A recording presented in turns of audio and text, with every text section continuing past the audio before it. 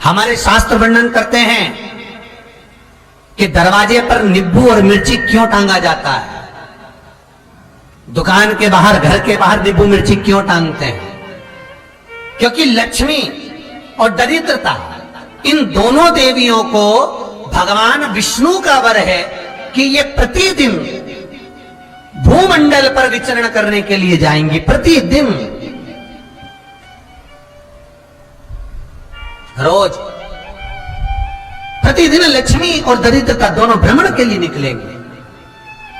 और जिसके घर में मिष्ठान रखा होगा, उसके घर में लक्ष्मी मीठा खाने के लिए अंदर प्रवेश कर जाती है।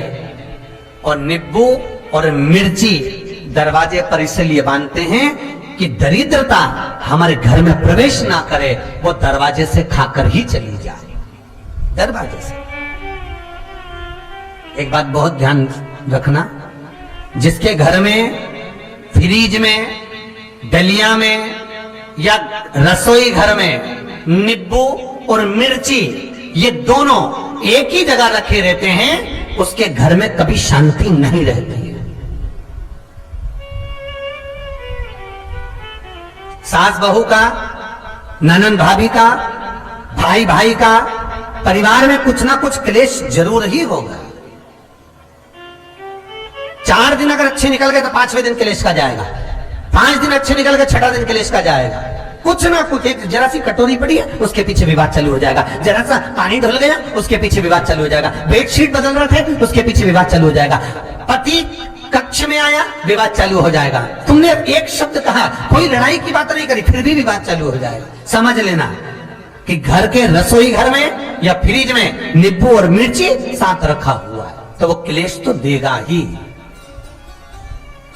पंडितों से पूछोगे, ज्योतिष आचार्यों से पूछोगे, वो कहेंगे मोती पिना दो, कोई कहेगा पितृदोष हो गया, कोई कहेगा कालसर्प दोष हो गया, कोई कहेगा वास्तु दोष हो गया, पर वो आपको ये नहीं बताएंगे कि नींबू और मिर्ची एक डलिया में रखा हुआ है।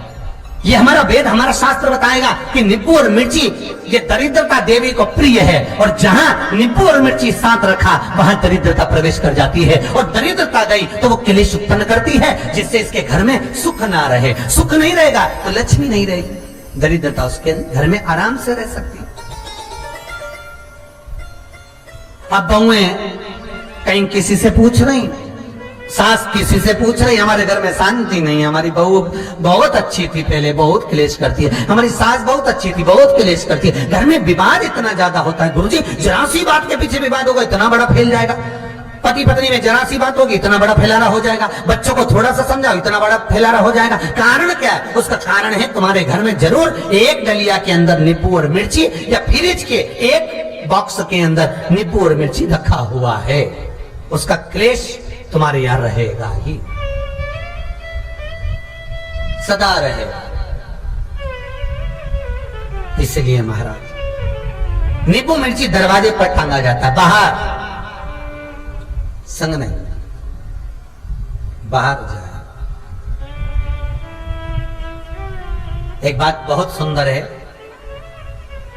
जैसे दूध और दही दोनों एक ही झोले में, एक ही बैग में, एक कैरी बैग के अंदर दूध और दही अलग अलग पॉलिथीन में बंधे हुए हैं, अलग अलग डोलची में, अलग अलग डब्बे में रखे हुए हैं।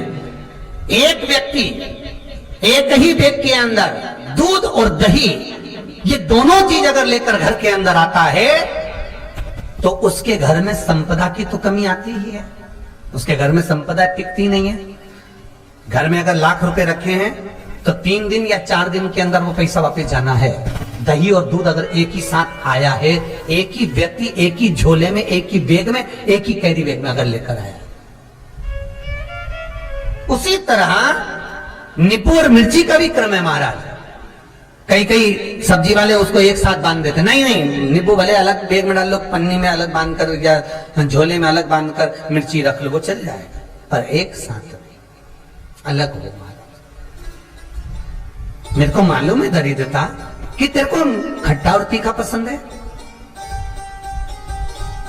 इसीलिए महाराज हमारे हिंदू धर्म में बेटी की विदाई में 4 चीजें नहीं दी जाती। बेटी की विदाई में 4 चीजें नहीं देते। पहली झाड़ू, दूसरी सुई, तीसरी चलनी और चौथा अचार की बरनी। ये बेटी के कन्यादान में, बेटी की विदाई में नहीं देते।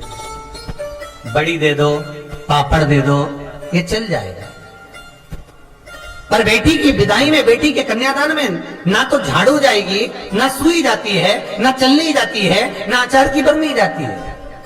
और मेरा निवेदन है, अगर बेटी को तुम्हारे घर का, तुम्हारे हाथ का अचार कितना भी पसंद हो और बेटी के मम्मी बना के दे रहे, नहीं, मत देना, क्योंकि बेटी तन, मन और धन, ये 3 चीजों से दुखी रहेगी। अगर माँ ने अचार दे दिया तो बेटी के घर में या तो तन से दुखी रहेगी, या मन से दुखी रहेगी, या धन से दुखी रहेगी।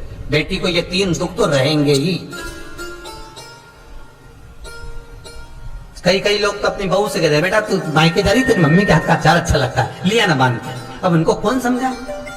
तुमने तो कह दिया बांध के लिया ना, पर उसको समझो तो सही, क्यों नहीं लाना है?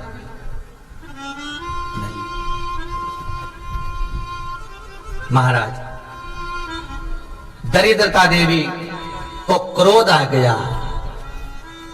लक्ष्मी जी के साथ नारायण जाने लगे तो लक्ष्मी जी बोली, रुको प्रभु, मेरी बहन पीपल के पेड़ के नीचे बैठी है, आप कृपा करो। भगवान विष्णु ने कहा, सुनो लक्ष्मी, लक्ष्मी और नारायण इस पीपल के वृक्ष के नीचे आकर दरिद्रता देवी से मिले हैं। 7 दिन तक, पूरे सप्ताह पीपल के वृक्ष के नीचे लक्ष्मी और नारायण का वासा होगा।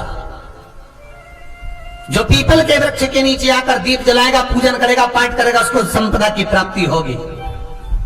इतने में दरिद्रता देवी खड़ी हो गई और दरिद्रता ने कहा, वाह नारायण वाह, क्या बात है आपकी, पीपल के वृक्ष के नीचे तुम मिलने के लिए आए, मैं तो पहले से बैठी थी। 7 दिन तुमने अपने कर लिए, इसमें 1 दिन मेरा होगा। भगवान ने कहा, कौन सा?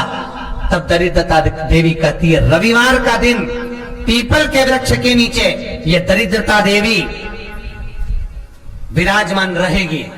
अगर रविवार के दिन कोई पीपल के वृक्ष के नीचे आएगा तो उसके साथ दरिद्रता देवी उसके घर में प्रवेश करेगी। इसलिए शास्त्र रीति में भगवान विष्णु ने उसी समय पलटवार करते हुए कह दिया, अरे ओ दरिद्रता सुन,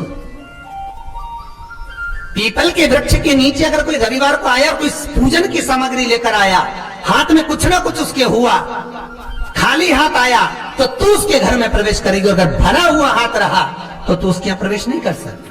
ठीक है प्रभु, वचन दे दिया भगवान ने। इतने में दरिद्रता देवी भगवान विष्णु से बोली, प्रभु, सारे देवताओं के पीछे अधर्म बैठा हुआ है,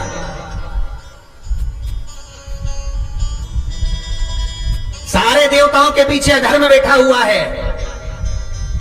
दुख और दरिद्रता कहां जाकर बैठे हैं, आप स्थान बता दीजिए।